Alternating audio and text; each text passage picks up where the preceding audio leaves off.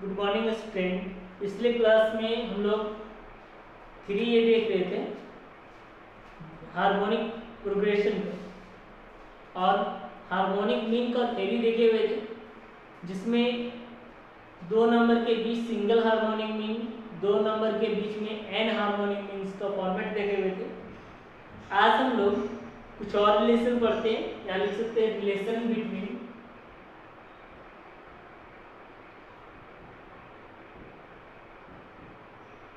Arithmetic mean, geometric mean and harmonic mean. ये तीनों के बीच का रिलेशन देखते हैं। तो हम लोग यहाँ लिख सकते हैं अर्थमेटिक मीन बराबर क्या होता था, arithmetic mean between two number A and B is equal to होता है A plus B by two. Geometric mean between two number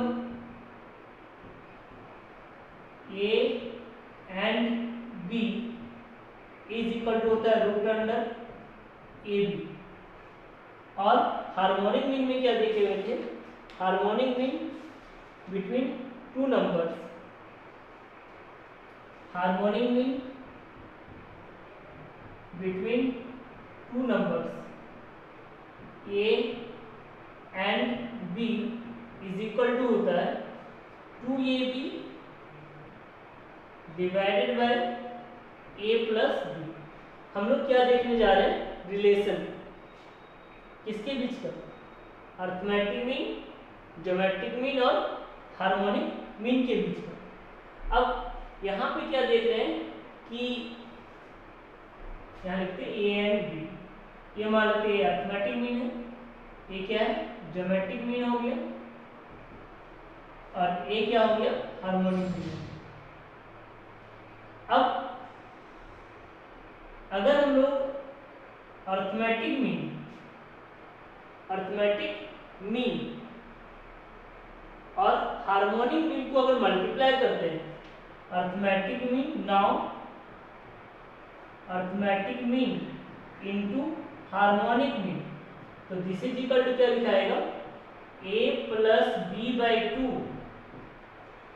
into 2ab बटा a प्लस बी। तो यानी इससे दिस इज इक्वल टू कितना, a प्लस बी दोनों side से कटेगा, दोनों साइड से 2 कटेगा, तो रिजल्ट क्या बच जाएगा ab। तो ab को क्या लिख सकते हैं रूट अंडर ab का होल स्क्वायर, यानी कि ये कर सकते हैं दैट इज क्या, दैट इज लिख सकते हैं arithmetic mean into harmonic mean, this is equal to geometric mean का होल स्क्वायर, ये लिख सकते हैं। यानी कि देयरफॉर ये कह सकते हैं कि arithmetic mean by geometrical mean, this is equal to geometrical mean by harmonic, arithmetic mean by geometrical mean is equal to geometrical mean by harmonic mean. इसका मतलब ये हुआ कि अर्थमेटिक मीन किससे डिवाइड हो रहा है, ज्योमेट्रिकल मीन से। तो देयरफॉर ये कह सकते हैं कि arithmetic mean between two number is greater than geometrical mean and geometrical mean is greater than harmonic mean. यानी कि इन तीनों में से अर्थमेटिक मीन, ज्योमेट्रिकल मीन और हार्मोनिक मीन में से सबसे ग्रेटेस्ट वैल्यू किसका होगा, अर्थमेटिक मीन का होगा, उससे लेस होगा ज्योमेट्रिकल मीन और सबसे लेस होगा हार्मोनिक मीन। ये इसका एक रिलेशन आ गया, अर्थमेटिक मीन, ज्योमेट्रिकल मीन और हार्मोनिक मीन। और एक दूसरा रिजल्ट ये कह सकते हैं इसके अनुसार से कि ज्योमेट्रिकल मीन का square is equal to arithmetic mean into harmonic mean. Geometrical mean का square is equal to arithmetic mean into harmonic mean. अभी हम एक एग्जांपल देखते हैं। एग्जांपल है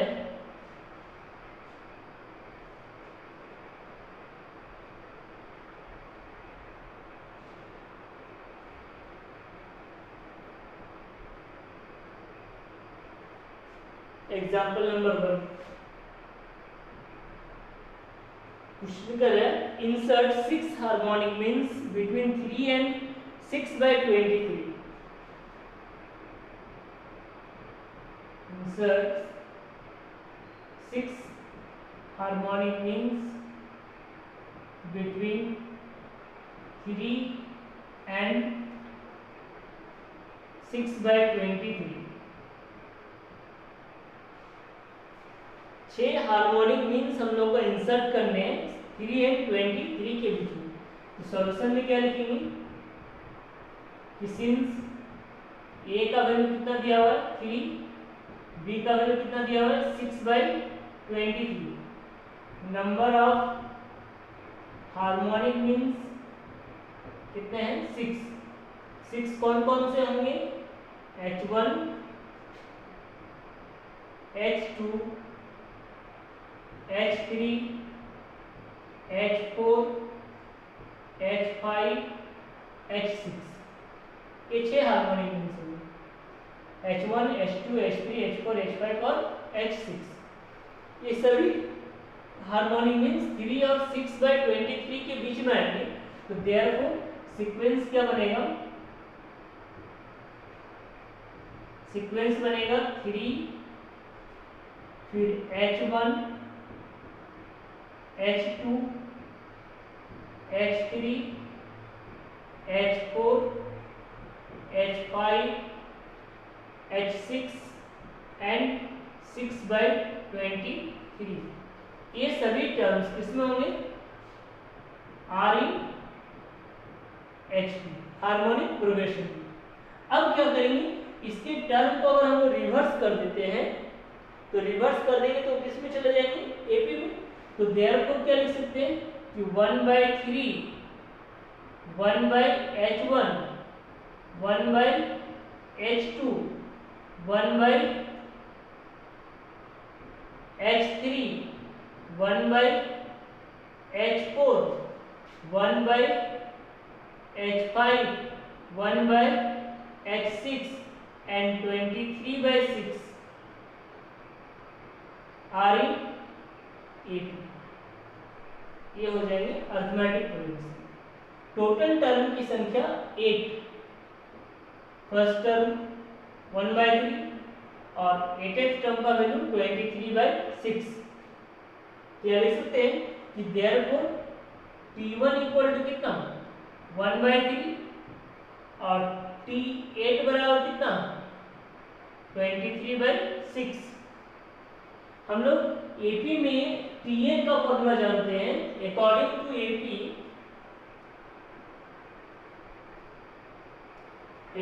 to AP arithmetic progression Tn बराबर क्या होता था T1 plus n-1 into b. तो देयरफॉर T8 बराबर क्या हो जाएगा T8 बराबर हो जाएगा T1 plus 8-1 into B. T8 का वैल्यू कितना 23/6. T1 का वैल्यू कितना 1/3 प्लस 7D हो जाएगा. ये 1/3 इधर आके सब्ट्रैक्ट हो जाएगा यानी क्या लिखेंगे 23/6 minus 1/3 equal to 7D. LCM 6 होगा और यहाँ कितना लिखेंगे 23 minus 2/6 is equal to 7D यानी कि 21/6 इक्वल टू 7D. तो 7 से 21 कटेगा 3 टाइम में और 3 से 6 कटेगा 2 टाइम में यानी कि देयरफॉर D का वैल्यू कितना 1/2. D का value 1/2.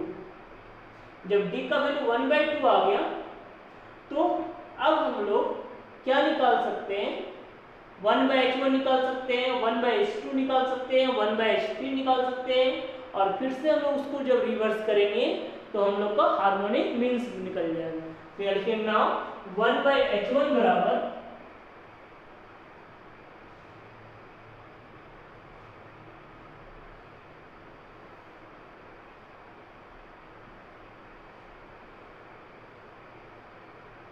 now 1/h1 equal to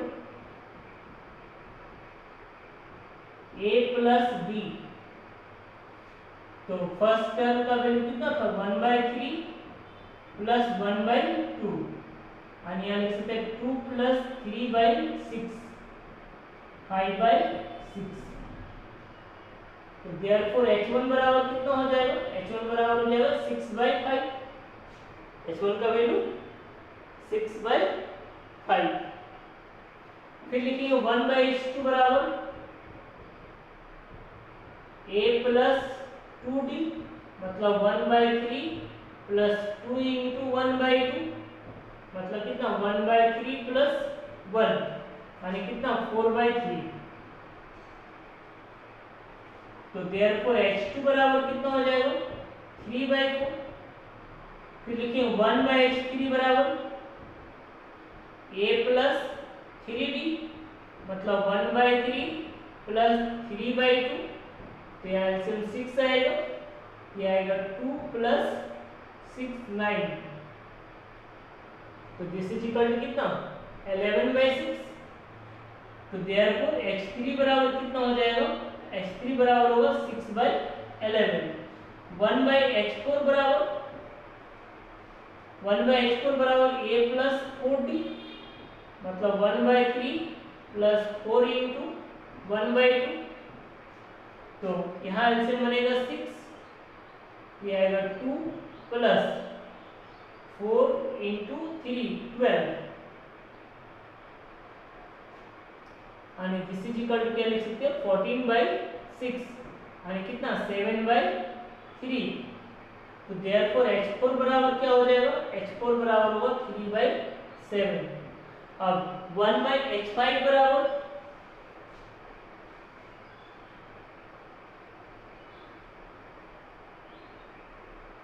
1/h5 equal to a plus 5d। a का वैल्यू कितना 1/3 प्लस 5/2। कैल्शियम हो जाएगा 6, ये हो जाएगा 2 प्लस 3 5 15 यानी कितना 17/6। तो देयरफॉर h5 बराबर हो जाएगा कितना 6/17 एंड 1/h6 बराबर a प्लस 6d। तो 1/3 प्लस 6/2 यानी कितना लिख सकते हैं 1/3 प्लस 3 तो 9 1 10/3। तो h6 का वैल्यू कितना हो जाएगा 3/10। तो देयरफॉर 6 हार्मोनिक मीन्स यार तो 6 हार्मोनिक मीन्स कौन कौन सा हो जाएगा 6/5 3/4 6/11 3/7 6/17 एंड 3/10। ये 6 हार्मोनिक मीन्स होंगे जो 3 और 6/23 के बीच में आएंगे। नेक्स्ट क्वेश्चन एग्जांपल देखते हैं। Find one harmonic means between 1 and 9।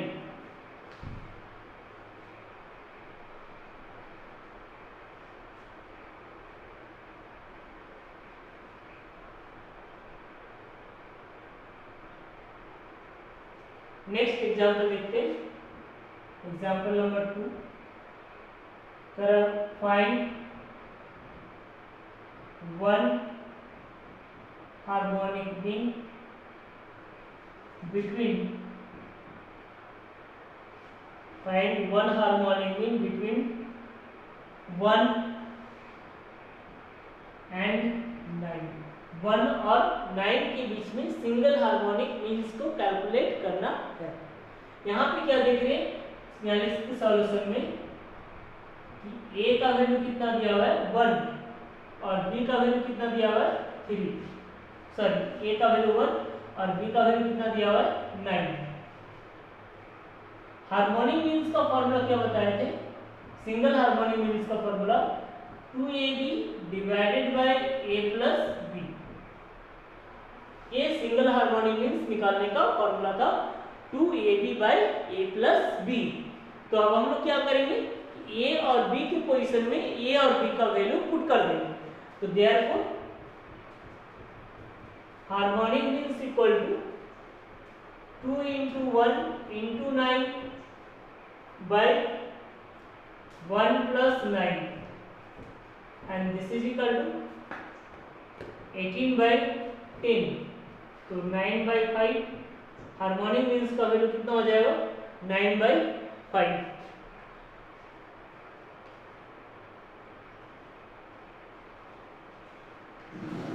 Next अब हम लोग इसके एक्सरसाइज देखते हैं। Exercise 3b।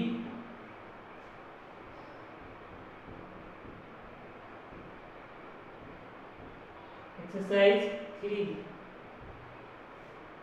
3b का फर्स्ट क्वेश्चन क्या है, insert 4 harmonic means between 1 and 1/11। First question क्या है, insert 4 harmonic means between 1 and 1/11। 4 harmonic means insert करने हैं 1 और 1/11 के बीच में। या सॉल्यूशन में लिख सकते हैं कि since a equal to 1, b equal to 1/11 and 4 harmonic means यार H1, H2, H3 and H4। ये चारों हार्मोनिक मीन्स 1 and 1/11 के बीच में आएगा। तो देयरफॉर सीक्वेंस क्या हो जाएगा,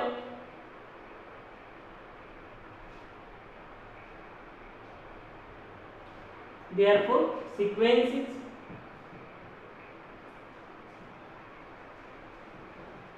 सीक्वेंस हो जाएगा 1, फिर होगा H1, फिर होगा H2, फिर होगा H3, फिर होगा H4 और लास्ट होगा 1/11। ये कह सकते हैं किसमें होगा REHP हार्मोनिक प्रोग्रेशन में। अब इसे अगर हम लोग रिवर्स कर देंगे तो रिवर्स करेंगे तो टर्म्स किस में चले जाएंगे, एपी में।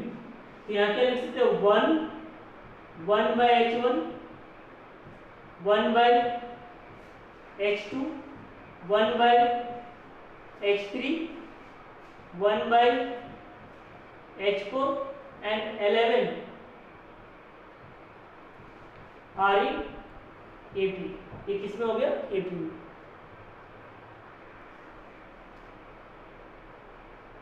ये सभी टर्म किसमें आ गए, एपी में। जिसका फर्स्ट टर्म कितना होगा 1, तो टोटल टर्म की संख्या कितनी हो जाएगी 5, 6, 1 और 11। 2 टर्म बनेगा और 4 मीन्स हो गए, तो टोटल 6 टर्म हो जाएगी। यानी कि A1 का वैल्यू 1 और A6 का वैल्यू 11। तो हम लोग जानते हैं A6 बराबर कितना, A प्लस 5B। तो A6 बराबर 11, A के बदले 1 प्लस 5D। तो 5D बराबर कितना 10, तो D बराबर कितना 2। D का वैल्यू निकल गया। अब जब D का वैल्यू निकल गया तो हम लोग वैल्यू किसका निकालेंगे 1/H1, 1/H2, 1/H3 and 1/H4।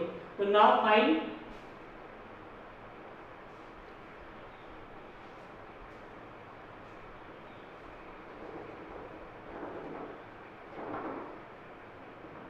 One by H1 equal to A plus B, मतलब कितना 1 प्लस 2 इक्वल टू 3। 1/H2 बराबर A प्लस 2D यानी 1 प्लस 4 इक्वल टू कितना 5। 1/H3 बराबर A plus 3D equal to 1 plus कितना 6 यानी this is equal to 7। And 1/H4 equal to a plus 4d आणि 1 plus 8 this is equal to 9। ये terms जो आ रहे हैं वो एपी के लिए रिवर्स करेंगे तो देयरफॉर यहाँ लिख सकते हैं h1 इक्वल टू कितना हो जाएगा, h1 का वैल्यू 1/2, h2 का वैल्यू 1/5, h3 का वैल्यू कितना 1/7 और h4 का वैल्यू कितना 1/9। सो फोर हार्मोनिक मीन्स यार, फोर हार्मोनिक मीन्स यार क्या क्या हो जाएगा 1/3, 1/5, 1/7 एंड 1/9। नेक्स्ट क्लास में हम लोग इसका आगे क्वेश्चन देखेंगे जिसमें आप 2 और 3 बना सकते हैं अपने से। नेक्स्ट क्लास में हम लोग क्वेश्चन नंबर 4 देखेंगे।